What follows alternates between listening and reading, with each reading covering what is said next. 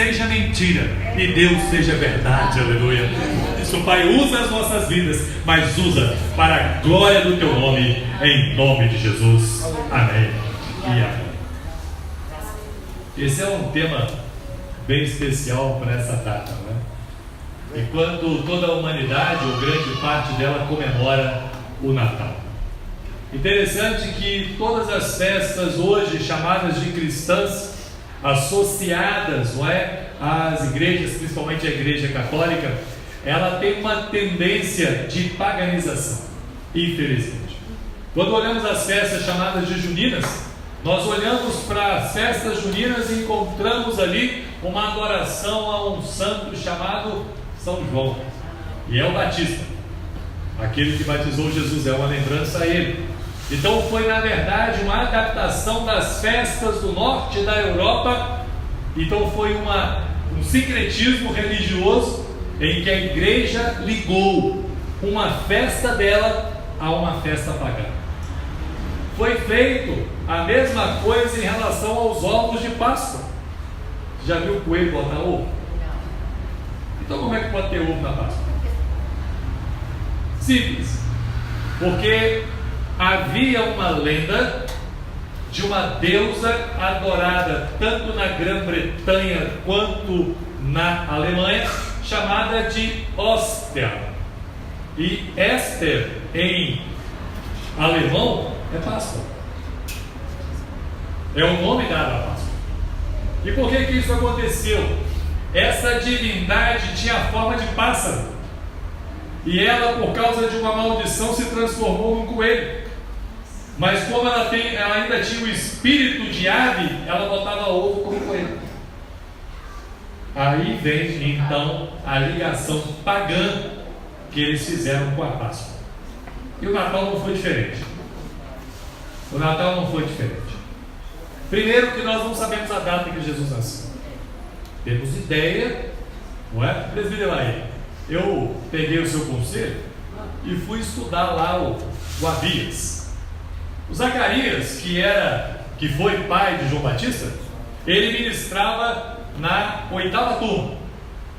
E a gente então percebe o seguinte: se nós começarmos a colocar a ministração dos sacerdotes na 8ª turma, se começarmos no primeiro momento, que era o calendário religioso, então começou no mês de Abib, que é abril, então a partir dali nós contamos 8 turmas, semanalmente. Então nós temos mais ou menos por volta do mês de maio ou junho. Foi ali que ele ministrou. Então, se houve um período, não é, após isso, que João Batista estava no ventre de Isabel, Maria, quando engravida, João Batista está no 6º mês. Então vamos contar: julho, agosto, setembro, outubro, novembro, dezembro. Mais 9 meses, nós vamos encontrar setembro, outubro. Sabe o que significa isso? Jesus provavelmente nasceu na época da festa dos tabernáculos. Setembro, outubro. Deus conosco, Emanuel. Deus tabernaculou com o homem. Então provavelmente Cristo nasceu entre setembro e outubro, bem provavelmente próximo à festa de tabernáculos. Pela escritura é isso. Eu não estou fazendo suposição não, é o que está escrito. Zacarias era da turma dos sacerdotes de Abias, que ministrava naquela 8ª semana. Zacarias, a gente está ligando a Zacarias porque ele recebeu do anjo, sim, a informação de que Isabel engravidaria. Foi nessa turma. Dessa turma. E aí,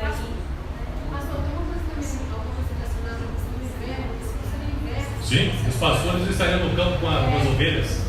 Claro, não é? Não seria inverno, seria geralmente o quê? Uma questão de primavera, de outono no máximo. Muito bem. Diante disso tudo, nós vemos também uma outra paganização da festa que inclusive iludiu até Martinho Lutero, que é a chamada árvore de Natal. A árvore de Natal nada mais é do que um culto a uma árvore. Irmãos, se vocês leem atentamente a Bíblia, quando Deus manda o povo entrar na terra de Israel, ele fala assim: vocês destruam os ídolos e as árvores frondosas. As árvores eram utilizadas para fazer feitiços debaixo dela. Haviam árvores consideradas sagradas. E aí a gente vê isso mais recente na própria Alemanha, onde há uma árvore ligada a um deus chamado Odin, em que as pessoas levam oferendas e presentes e colocam debaixo dessa árvore. Alguma semelhança com o nosso Natal? Aí você fala assim: pastor, o senhor leu isso aí naquele site de gente fanática? Não, eu li num site super interessante da Rede Globo. Vou mandar para vocês. Vou mandar para vocês amanhã. Você me lembra, viu, Lídia? Tem muita coisa. Amanhã eu mando para vocês no e-mail de vocês. Mas tem também a questão da floresta negra, Sim. Sim, muita bruxaria. Aí Martinho Lutero ficou iludido com isso. Eles acreditam que a árvore de Natal está ligada na igreja evangélica Martinho Lutero. Até ele foi enganado. Se não tomarmos cuidado, Martinho Lutero chamava a epístola de Tiago de epístola de palha. E a epístola de Tiago é uma epístola tremenda. Ele não compreendeu a epístola de Tiago. Mas a palavra fala que o homem Elias estava sujeito às mesmas paixões. Então, irmão, não se iludam com essas festas. Eu vou fazer uma pergunta. Você já viu gente muito extasiante de alegria na época do Natal? Já viu? Já. Mas você já viu gente muito triste também? Já. É porque mais acontece tragédia, porque toda idolatria requer sangue. Toda idolatria requer sangue. Então eu quero dizer para vocês uma coisa: não se iludam com essas coisas. Não se iludam, irmãos. Não achem, não pensem que coisas, objetos satisfarão a sua alma, pois elas não vão satisfazer a sua alma. Se isso satisfizesse a nossa alma, toda a população estaria feliz. Era só deixar a árvore continuar. Montado o ano inteiro, não é?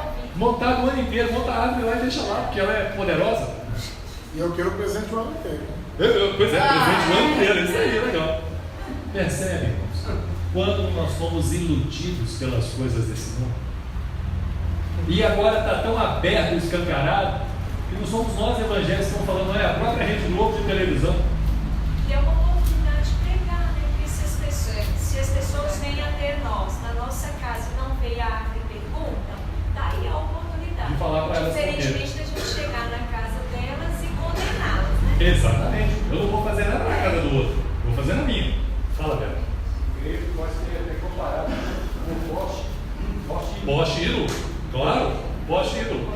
Não é? que é abominável perante de Deus, né? Sim. Deus levantou um rei, seria homens. Nós temos isso até hoje aqui em Belo Horizonte. É só você olhar no pirulito da Praça 7 e a Praça Raul Soares. As duas são representações de Baal e Astarote. Nós vemos isso nas nossas praças. O que o pirulito é? É o poste ídolo. Repete, pastor. Tem criança aí, tem, né? Tem criança aí, né? Não posso falar. Eu ia falar para vocês o que significa isso. Eu posso considerar então que a árvore é uma árvore. Na verdade, essa árvore usada para esse propósito, para esse fim, é a anátema. Então a árvore de Natal é uma anátema. Continuando então, vamos ao texto. Eu só quis dar essa explicação para vocês, para que vocês não sejam enganados. Não se iluda com essas coisas. Você precisa de árvore de Natal para ficar alegre. Se colocar pisca-pisca para você ficar alegre. Pois é, irmãos, não se alegre com coisas temporais e passageras. Por que a árvore de Natal é desmontada na folia de Reis? No dia de Reis? Por quê? Percebe? Porque lá tem 3 reis magos que na igreja católica são santos, que ninguém sabe o nome deles da Bíblia, e eles colocam nomes. Por que nós vamos ainda nos iludir com coisas passageiras? Quem aqui conseguiu se alegrar sempre no bem material? E ele nunca te deu desgosto nenhum? Quem aqui se formou numa profissão e nunca teve um desgosto qualquer que seja nela? Quem aqui não teve uma situação de relacionamento que num determinado momento se decepcionou? Por que nós vamos ficar ainda nos iludindo com coisas temporais e passageiras que não vão preencher o vazio da nossa alma? Agora podemos entrar. Preparei o coração de vocês, menino. Esse texto muito conhecido do chamado profeta messiânico Isaías relata o momento mais marcante e importante para a história da humanidade: a manifestação do Filho de Deus, o Emanuel, o Deus conosco. A chamada festa de Natal, como hoje existe, é uma deturpação mesquinha e vulgar da verdadeira comemoração que toda a humanidade deveria fazer, não somente nesta data, mas em todos os dias, porque a grande celebração que todos nós podemos fazer é adorar a Deus, que demonstrou toda a sua misericórdia e amor a enviar o seu Filho, para que todo aquele que nele cresce recebesse a vida eterna. A alegria não deveria estar nos presentes recebidos, mas no grande presente que nos foi dado. Você recebe um presente todo dia. Você não precisa de árvore de Natal, não. Você recebe o presente todos os dias. É a misericórdia de Deus derramada dentro do seu coração por causa da presença de Cristo. Esse é o presente eterno. Nós não temos necessidade de outros presentes, irmãos. Esse é o maior presente que poderíamos ter. A alegria não está ligada a isso. A expectativa não deveria estar na ceia, mas no maior de todos os banquetes, que acontecerá na volta de Cristo, as bodas do Cordeiro. Aleluia. A nossa sociedade quer retirar a visão clara e real do que é o nascimento de Cristo e transformá-lo em um período comercial. Quando eu ouvo alguém falar espírito natalino, eu falo, é comprarino. Irmãos, você imagina, eu vi uma reportagem naquela região lá de São Paulo, lá que eu esqueci como é que chama, 25 de maio, 1.200.000 pessoas passando naquela rua só para comprar. Ah, detalhe, aí eu ouvi uma outra reportagem. Nós temos hoje 52% dos brasileiros endividados. E dos endividados, 72% vão comprar presente de Natal e não vão pagar a dívida. Para você ver como a deturpação dessa suposta festa que eles fazem aí fora, que não é o Natal, gera depois para o restante do ano. As pessoas ficam fora de si. Teve um que chegou a falar assim, tem que comprar, né? Tem que comprar? Tem que comprar os presentes. Não é verdade? Pastor americano, eles vão no shopping, tem um monte de criança lá do Papai Noel. Aí começou, sabe o que eu falar? Ensina seus filhos que não é Papai Noel, que isso não existe. Verdade. Ensina seus filhos porque vocês estão pecando contra Deus. É verdade. Nossa, mas eles sim, foi Pecando. sensacional. Aí eles fizeram um racha lá no July e continuou. E as crianças tudo olhando assim, aí eles falando assim, eu falo pro meu filho que eu quero, porque vocês estão pecando contra Deus. Tremendo. É isso aí. Esse Noel aí, minha filha, é ruim. Continua. Ué? Estão mentindo para os filhos. Muito bem. Temos então essa data comercial repleta de gastos impensados e desordeiros. Luzes que tentam, na verdade, encobrir as trevas dos valores caóticos de uma sociedade incrédula e perversa. Festas recheadas de glutonaria e bebedeiras, tais como eram as antigas festas romanas ao Deus Sol, ou Mitra, ou Baal, e ainda tem coragem de desejar Feliz Natal? E eu te pergunto, que Natal? Que Natal? Tem coragem de dizer Feliz Natal com isso aqui, com bebedeiras, com orgias, com glutonarias, com tantas coisas erradas, com tantos gastos desordenados, e ainda tem coragem de dizer Feliz Natal? Os versos 1 e 2 desse texto de Isaías, as Escrituras podem trazer resposta clara e verdadeira do que deveria ser esse chamado Natal. O profeta então fala de um povo que caminhava em trevas e em aflição. Nós vemos isso pode acontecer, irmão. Pessoas caminhando em trevas e em aflição. Não é?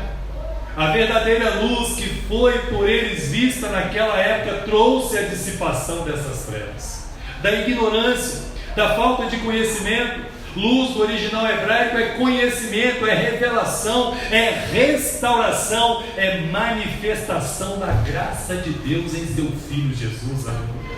Foi exatamente isso que aquele povo viu. A Galileia dos gentios, no lugar desprezado, lugar que era considerado judeu de segunda categoria. Essa terra desprezada se tornou gloriosa, brilhante. Sobre os que andavam no vale da sombra da morte, diz a Escritura, uma luz resplandeceu. Aqueles que perdidos estavam receberam direção. A Galileia era uma região cortada por várias estradas que faziam a ligação entre os principais portos da região norte de Israel até Jerusalém e Damasco na Síria. Havia um constante trânsito de pessoas e mercadorias por aquelas regiões. Além dessa região ser fornecedora de alimentos, como os peixes, por exemplo, do mar da Galileia, para os grandes centros daquela época. Apesar de todo esse fluxo de dinheiro e pessoas, havia trevas. Era 25 de março. Era 25 de março. Aquele fluxo de pessoas, insanidade completa diante de uma situação em que deveríamos ter verdadeiramente senso e bom senso, aliás. Havia desconhecimento do Deus verdadeiro. Em contraste com caminhos de morte, lá no verso 3 a 5, o profeta relata que somente o Senhor poderia dar a eles a alegria e a vida genuína, como a alegria daqueles que venceram a batalha e receberam grande recompensa, ou como aquele agricultor que colheu uma grande safra de grãos. Sabe quando recebemos presentes ou bênçãos de Deus? Ficamos alegres. Ficamos alegres. Nós recebemos a bênção de Deus, nós ficamos alegres. Mas muito mais do que receber a bênção de Deus, é receber uma transformação interior que vai transformar a sua existência. Muito mais do que presentes passageiros, temporais, que vão durar algum tempo em nossas mãos, muito mais do que isso, é receber essa verdadeira alegria, que mesmo diante de situações difíceis, irmãos, quem nunca aqui passou pelo vale da sombra da morte? Quem nunca aqui viveu momentos de dificuldade, momentos de aflição, momentos de dor, momentos em que você olhou para uma situação de um familiar seu, ou uma situação que você mesmo estava passando, e você não sentiu dor na sua alma?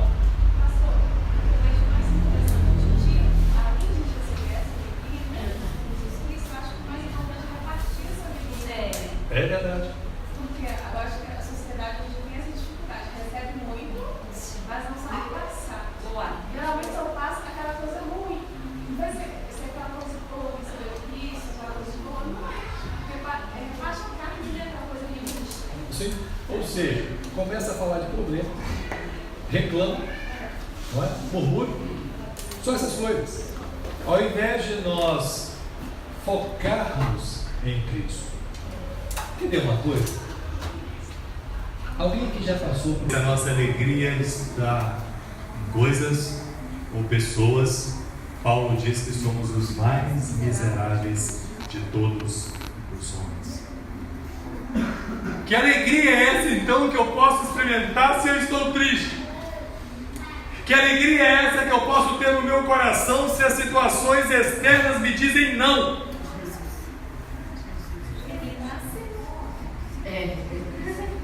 Vamos chegar lá. A alegria então derramada nos corações pela vitória sobre o pecado que nos foi concedida pela fé no Filho de Deus é maior que as riquezas adquiridas ou qualquer outra conquista humana. A palavra de Deus fala que a fé que vence este presente mundo com suas cobiças é a nossa fé. Ela vence o mundo. Fé é obediência. Isso vence o mundo. Aleluia. Você quer viver uma vida de paz? Obedeça a palavra de Deus. Você quer viver uma vida de paz? Rompa com o pecado sobre a sua vida, sobre a sua existência. Não compactue com o pecado. O pecado vai trair lá na frente. Prazer momentâneo. Isso é o que o pecado oferece. Prazer eterno. Isso é o que a graça de Deus te oferece. Aleluia. Fé se resume em obediência amorosa ao Senhor e à sua palavra. Somente vencemos o pecado na força do poder do Espírito Santo, que nos conduz à santificação e a essa obediência.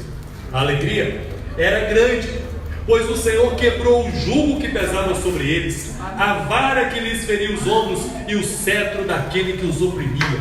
O pecado oprime, o pecado surra, o pecado mata. O salário do pecado é a morte.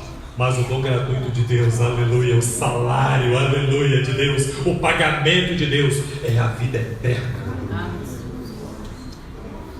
Essa era a visão de um possível reino ou império. O jugo são as imposições e ordens dadas por um rei ou governador. A vara era a correção ou castigo infligido aos que desobedeciam a essas ordens, e o cetro era a representação do poder centralizado em uma única autoridade. Pensar em governos humanos é limitar a grandiosidade do nascimento do Rei Jesus. O jugo do pecado que gerava escravidão foi quebrado. Havia alguma coisa que te deixava mais culpado do que o pecado? Quanta culpa sentimos com o pecado? E essa culpa foi arrancada dos nossos ombros pela graça de Deus, por intermédio desse filho que nasceu. Aleluia! O castigo e a consequência da desobediência foram aliviados por Cristo. Eu tenho certeza que muitos de nós ainda traz a consequência do pecado cometido lá atrás. Ainda carregamos. Às vezes em nossos corpos, às vezes em situações que ainda enfrentamos. Mas quero te dizer que isso foi arrancado. Esse castigo que pesava sobre nós, ele foi aliviado. Deus simplesmente removeu isso que pesava sobre o seu ombro, isso que trazia culpa à sua existência, isso que matava a sua alma e oprimia os seus sentimentos. Hoje você pode alegremente dizer que você é livre. Nós somos livres, aleluia. Nós somos livres pelo sangue do Cordeiro. Aleluia. E o cetro que oprimia e que nos dava ordens e que nos impulsionava ao erro, esse cetro agora é o que nos auxilia e nos justifica diante do Pai. Interessante que a guerra era travada por cada um de nós e que nos causava tantas dores e aflições. Diz que a bota do guerreiro que pisava o sangue na batalha e aquele que oprimia será queimado pelo fogo. Aleluia. Irmãos, não há prazer maior em saber que estamos limpos diante de Deus por causa do sangue de Jesus. Nós olhamos para o Natal ilusório, cheio de enfeites, mas o verdadeiro brilho é o fogo do Senhor em nós. Serão extintas as aflições. Serão extintas as aflições. Porque o Senhor nos deu o seu Filho. Aleluia. E tudo que foi dito anteriormente tem um motivo. O autor diz que um menino nos nasceu, um sucessor do trono, um novo rei, um filho nos foi dado. A palavra dar no hebraico é Natan, e ela significa exatamente o que o pessoal mais compra nessa época do ano: presente. Presente. O filho se nos deu. Um presente nos foi dado, Carla. Natan, com M no final. Significa então que o Senhor entregou, dedicou, mas Natan também significa estabelecimento. Então Deus nos deu um filho para estabelecer na nossa vida um novo reinado, um novo governo, uma nova direção. Deus não somente nos deu um filho, esse prazeroso filho para que pudéssemos desfrutar da vida eterna, mas Ele começa a te dar a direção nessa terra. Deus não está esperando você experimentar o reino depois, não. Ele está ordenando que você experimente esse reino agora. Comece a viver as delícias do reino de Deus agora nessa vida presente, aleluia. Nós não precisamos de alegria temporária. Nós temos em nós a graça que é a alegria eterna. Nada nessa vida vai conseguir satisfazer a sua alma. Absolutamente nada. Exemplo foi Salomão, que tinha toda a riqueza, tinha as mulheres que ele desejasse, tinha o reino em suas mãos, tinha sabedoria, e no final da vida dele ele fala assim: tudo é vaidade, tudo é transitório. Eu entreguei a minha alma a pesquisar todas essas coisas, a estudar todos os livros possíveis. Sabe o que ele disse? Isso é canseira e enfado. No fim de tudo, vem meu Senhor. O Senhor então ele estabeleceu um novo governo sobre as nossas vidas, onde não mais impera o pecado e a morte, mas agora reinam paz, misericórdia, amor e a graça. A soberania e o domínio estão sobre os ombros de Jesus, assim como as patentes sobre os ombros designam o grau de autoridade de um oficial. Todo o poder repousa sobre Cristo. Você tem ideia do que é isso? É aquilo que o Zé falou aqui no início do culto. Tudo é de Deus. Essa cadeira que você está sentada, sabe quem que ela é? De Deus. Essa roupa que você está vestindo, sabe quem que ela é? De Deus. Até esse óculos cida que nós estamos usando para enxergar um pouquinho melhor, depois das idades avançadas. Minha, sua não, você está lá. Sabe o que é isso? É de Deus. Sabe esse cabelo que ele te deu? Ou a careca? É de Deus.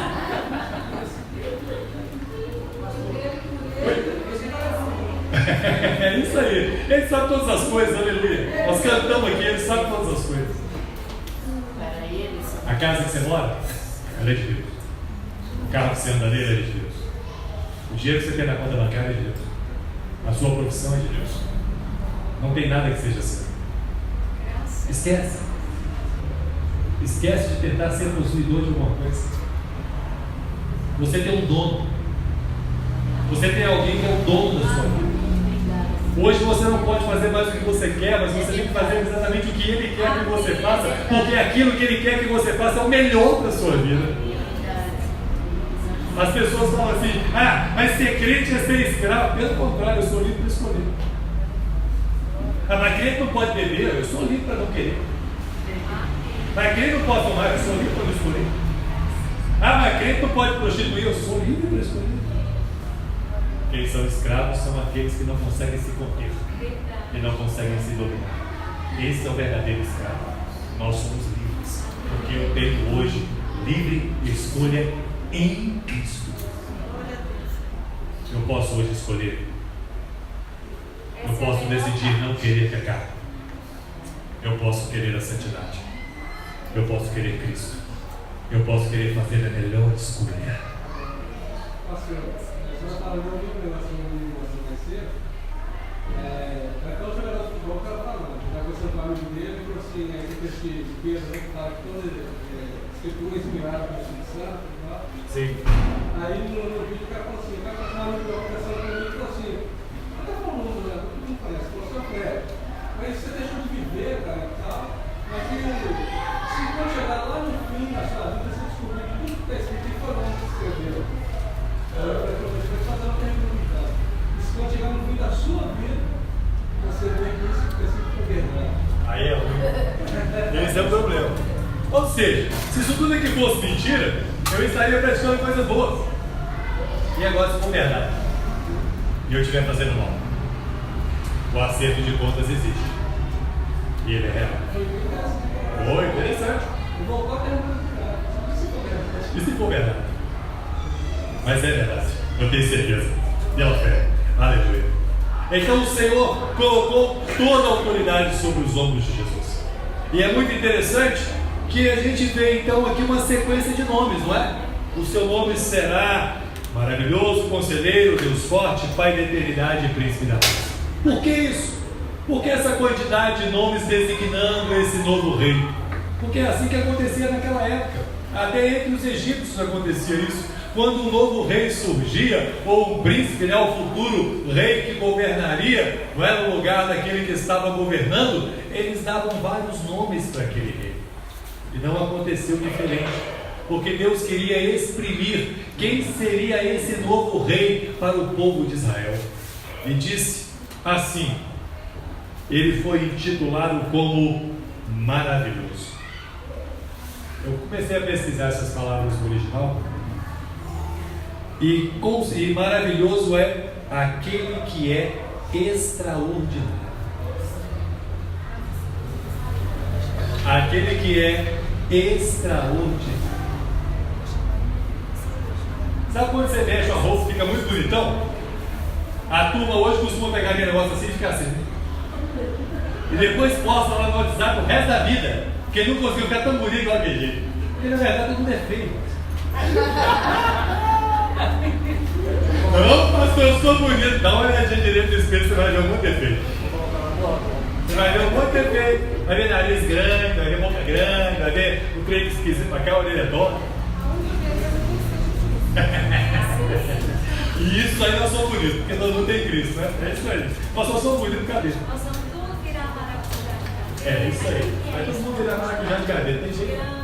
Coloca botox pra cá, puxa pra lá, faz o que ali, mas no final vira tudo maracujá de cabelo.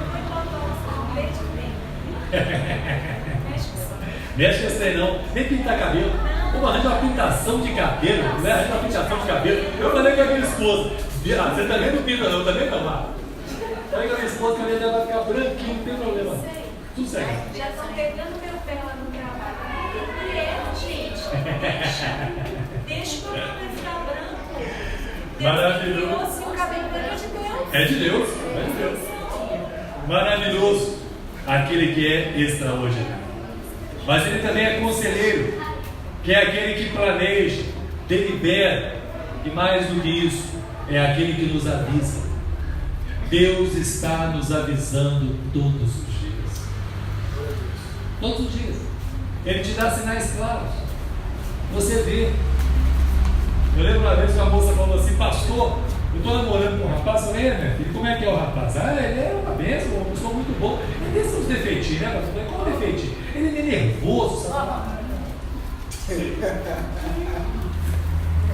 Tá gravando aí hoje, não, né? Tá gravando? Então desliga só um pouquinho.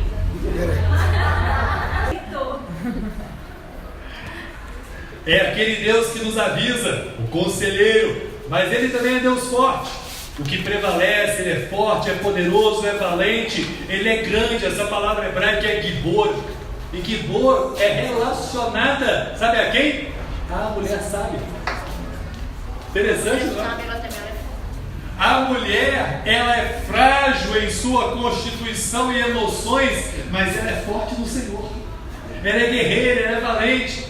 Interessante que essa palavra Gibor nos lembra aquele que prevalece com força. Esse é o nosso Deus. Esse é Jesus, o que prevaleceu sobre a morte. Aleluia. Ele também é o Pai da eternidade, o Criador de tudo que existe. Mas ele também é o Príncipe da paz. É o governante capaz de implantar paz, segurança, sossego, contentamento e a completude na sua alma. Deus é suficiente para preencher os vazios da sua existência. Se tem algum vazio aí, chama Jesus. Se tem algo que está precisando ser preenchido, chama Jesus. Ele vai preencher. Ele vai preencher a solidão, Ele vai preencher a dor, Ele vai preencher o desespero, Ele vai preencher a decepção, Ele vai preencher a tristeza e a lágrima. Ele é suficiente, irmãos. Cristo é suficiente.